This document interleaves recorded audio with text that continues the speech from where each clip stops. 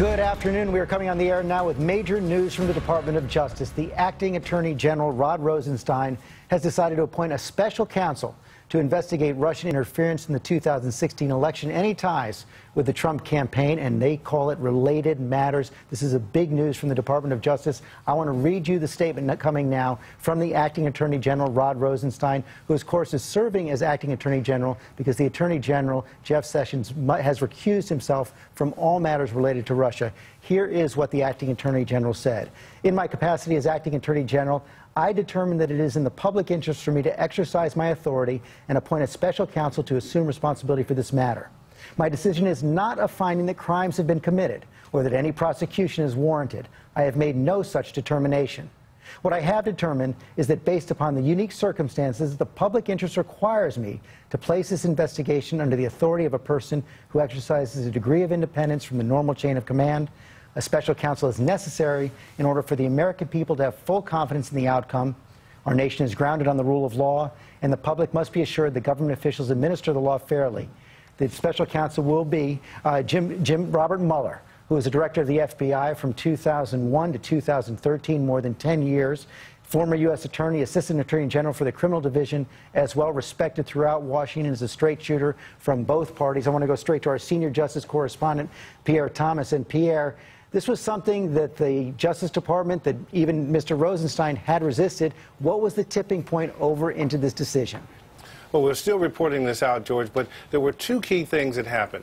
Last week, former FBI Director James Comey was fired, and there were these questions about Rod Rosenstein's role in that firing. At first, we heard that it was perhaps at his urging. Then we heard that it was actually at President Trump's urging that Comey be fired. So his independence had somewhat been tainted by that. Then this blockbuster yesterday of the fact that Director Comey was saying that there are memos that suggested that President Trump had tried to influence the investigation into Michael Flynn, suggesting that it go away. That blockbuster came out. So here you had the acting Attorney General, in this case Rod Rosenstein, wanting to make a decision that will allow the public to have confidence that one way or the other this would be resolved in a way that's independent from the Justice Department. Our senior White House correspondent Cecilia Vega at the White House right now. Cecilia, when did the White House know? What do they know right now?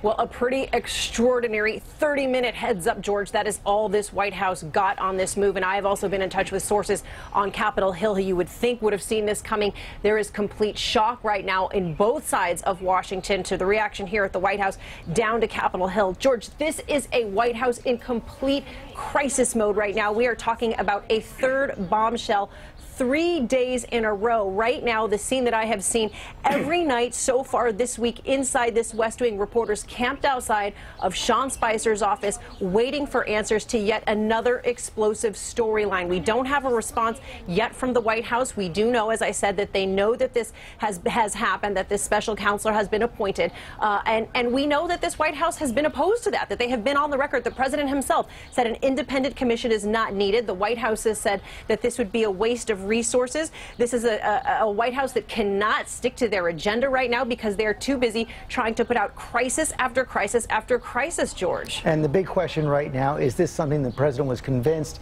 they really had no choice, that this had to happen, and that they're willing now to cooperate with the special counsel? I know you're going to continue to report. While you do that, I want to bring in our chief legal analyst, Dan Abrams, right here, right now. So let's talk about exactly what Robert Mueller is going to do right now. So he's got 60 days to basically put together a budget and a team. He's going to hire his own team of people. Doesn't mean he's going to use the current Justice Department. He's going to have his own folks who are going to do this investigation. These typically can take, let's say, 6 to even 9 months to reach a resolution. But remember, once he reaches a resolution, he hands it over to the Attorney General. Yes, his investigation is independent. He is supposed to do everything without the input of the Attorney General in this case. But once he's finished, he hands that report to the Attorney General, and then the Attorney General has to decide what to do. And in this case, it'll be Rod Rosenstein, the acting Attorney General, because there's been that recusal of Jeff Sessions. And if there is a decision not to act on the special counsel's recommendation, well, then there's some explaining to do to Congress that has to happen. But we're a lot of steps away from there at this point. But this is really a stunning development, because you and I talked about this on Good Morning America. I didn't think there would be a special prosecutor as of a week ago, a special counsel. And for the most part, even Republicans were holding the line in the House and the Senate. That started to crack today. It cracked as a result of yesterday. Let's be clear. It was this new report about James Comey's notes that I think forced the hand of Rod Rosenstein, where he said, I have to figure out a way to avoid a showdown between the FBI and the President of the United States. And the way to do that, at least to minimize it, is get a well-respected, well-regarded special counsel like Robert Mueller. So when this investigation is done, the acting attorney general can accept the recommendation. He can reject the recommendation. As you pointed out, he can also fire. Right. But if he rejects the recommendation, again, that would be a real political crisis. It is expected that when someone like Robert Mueller issues a report, that the Attorney General, and in this case the Acting Attorney General, will act on it. One of the big questions right now is how this is going to affect the various congressional investigations. We have the Senate and House Intelligence Committees looking at this. We have the Government Oversight Committees actually inviting James Comey, the former FBI director, to come up and testify, give them their notes. Will he do that now or turn everything over to the special counsel? Well, you know, that's the big question, because Wednesday we're supposed to have this big hearing, which was, sort of being billed as this enormous showdown where James Comey was going to disclose everything. Now we're going to have to see if any of this changes that. Because remember, Congress can still, of course, continue its own investigation in addition to an independent counsel investigation. But I think this does help at least take things down a notch. At least people who are looking for cover can say, let's let the special counsel deal with this. So we'll have to see what impact it has on Wednesday's hearing. And we're getting the first reactions from Capitol Hill right now. Jason Chaffetz, the chairman of the House Oversight Committee, is welcoming this, reporting from Capitol Hill from our own sources, saying this was news to the Senate Judiciary Committee. We'll find out more about that as we go on. I want to bring in Cokie Roberts as well. Big news here, Cokie Roberts. One of the most stunning things here is the timing, just 118 days into the Trump presidency. It is remarkable timing. And looking back at the Nixon situation, where, of course, President Nixon won an overwhelming landslide as the Watergate story was unfolding. But then in January, when his approval ratings were almost 70%, some of his aides were convicted of conspiracy in the Watergate break-in. Two of his top aides then in April were forced to resign. And then in May, it took until May for a special prosecutor to be named, and it was the same day, by the way, that the Watergate Committee convened. So it all happened at the same time, the congressional hearings, the special prosecutor, and keep in mind, that special prosecutor can be issuing indictments all along, and that becomes a story too. It's not, we don't have to wait for that report. So, you know, as we both well know, George, a special prosecutor, a special counsel in this case gets named, it can go anywhere. Cokie Roberts, thanks very much. So there you have it, another blockbuster this evening. Robert Mueller, the former director of the FBI, has been appointed by the acting attorney general to be the special counsel looking in to Russia's interference in the 2016 election, any possible ties with the Trump campaign, and related matters. That's the wording of the appointment right there. Again, he will have full independence now to look into this matter, something that had been resisted by the White House and Republicans on Capitol Hill. It is happening now. We're going to have much more tonight on World News Tonight with David Muller, and I'll see you tomorrow on GMA. As you hear right there from ABC News, Robert Mueller will have the power to prosecute, the power to subpoena, the power to investigate this entire Russian situation thoroughly. Robert Mueller, the former FBI director, well-respected man who will head up this investigation now. Let's get to some local news that we have today. Lieutenant Governor Dan Patrick flexing his political muscle, sending a message to the House of Representatives that if they do not pass two of his priority bills, he will do all that he can to force a special session. KVUE political reporter Ashley Godot live at the Capitol. So, Ashley, which two bills does he want passed?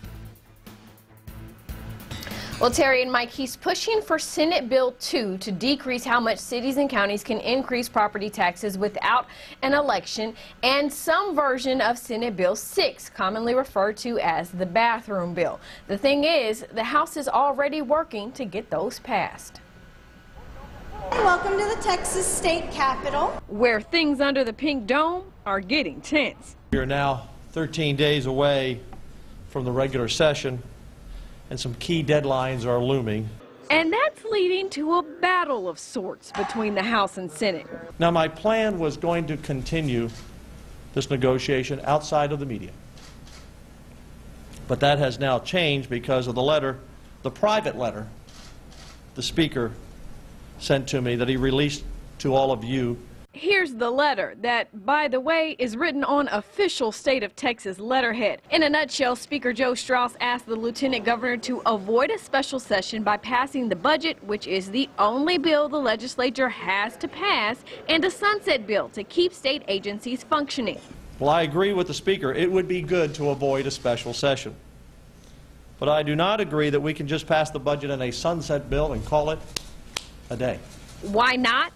Because Dan Patrick wants two bills he deems important passed. For us, before we move Senate Bill 310, I must see action by the House to pass several key bills that the majority of voters demand we pass. The bills he's willing to stay in Austin for: SB 2, which reduces how much cities and counties can increase property taxes without an election, and SB 6, commonly known as the bathroom bill. And Patrick says he won't stop until they're law. If property tax relief and privacy do not pass in that special and they're blocked again, I will ask the governor to call us back again and again and again. People elect us to come here and get the job done. Without taking questions. Thank you all very much.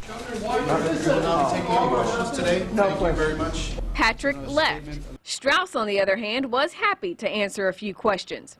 My experience in the House is that the House doesn't take to threats terribly well. He added the House is already working on SB 2 and that no chamber of the legislature is greater than the other. We don't do anything in one chamber or the other. We either agree to do something together or we don't do it. And so I'm still on the path of trying to work together, being respectful of one another, not threatening each other. Ultimately, it's Governor Greg Abbott who has the authority to call a special session. His press secretary sent us this statement saying, quote, "The governor made clear yesterday that property tax reform and maintaining privacy in restrooms and locker rooms are legislative priorities that must be passed, and he believes both items can be achieved before the end of the regular session." Live at the Capitol, Ashley Goodo, KVUE News. The man accused in the deadly knife attack on University of Texas campus earlier this month had his first court hearing today. It's centered around Kendrick White's mental health and whether or not he's competent to stand trial. During the hearing, the judge ultimately decided to consider the first evaluation submitted, but also ordered a second evaluation done by a third party, which is due by noon tomorrow. The judge will consider both of those evaluations before determining White's capacity to stand trial. White is charged with murder in that attack for the death of Harrison Brown. 3 others were injured. White later told the police he had no recollection of what happened. According to investigators, he has been involuntarily committed in the past. Another move in the Rodney Reed murder case. The Texas Court of Criminal Appeals is sending the case back to a Bastrop court to weigh claims about false testimony. Reed was found guilty in 1996 of killing Stacy Stites. He was sentenced to death. The courts denied testing newly discovered evidence, but agreed that prosecutors failed to disclose new evidence that could support his innocence. The courts ordered the claims to be resolved within 2 months. State Senator Carlos Uresti turned himself into police earlier today. That is him in the blue shirt with his hands in chains, being led into federal courthouse in San Antonio. The Democratic senator made his first court appearance today following a grand jury's indictment on charges ranging from money laundering to bribery. Charlie Cooper was in the courtroom today. State Senator Carlos Uresti arrived at federal court Wednesday following 2 grand jury indictments. Uresti is facing a combined 22 felony counts, ranging from wire fraud to bribery. This only months after the FBI raided his downtown San Antonio law offices. The Justice Department believes Uresti was involved in a Ponzi scheme to market a fracking sand company. They also allege that he was involved in paying bribes to secure a government contract in West Texas. The Justice Department claims Uresti was trying to get that contract for a doctor who was paying him as a consultant. I am innocent of these charges. I look forward to my day in court when all the facts come out and the truth. A judge released him on $50,000 bond with restrictions. Uresti is required to surrender his passports and stay within the United States. He's not allowed to possess firearms or drink alcohol in excess. He's also restricted from opening up new lines of credit. His attorney, Michael Watts. I am very confident that Carlos Uresti is an innocent man. We are going to work diligently to prove that to a jury of his peers, and I believe that you will all be here at the end of his trial watching him walk out free of all these charges. Uresti is also not allowed to contact anyone involved in the case. He claims until he's back in court, he'll go back to work. In the meantime, I have a job to do. I'm headed back to Austin, back to the Capitol, to do what I was elected to do by the voters, and that's to fight. Uresti could face up to 180 years in prison if convicted on all of the charges. For now, he has pled not guilty and can legally continue to serve in public office. He is set to be back in court for arraignment May 31st. High temperatures this afternoon, upper 80s and low 90s. We did start off the day with some showers, but those showers not really amounting to a whole lot, less than 1/4 of an inch at both official sites. Thunderstorm chances return as early as tomorrow evening. That's next.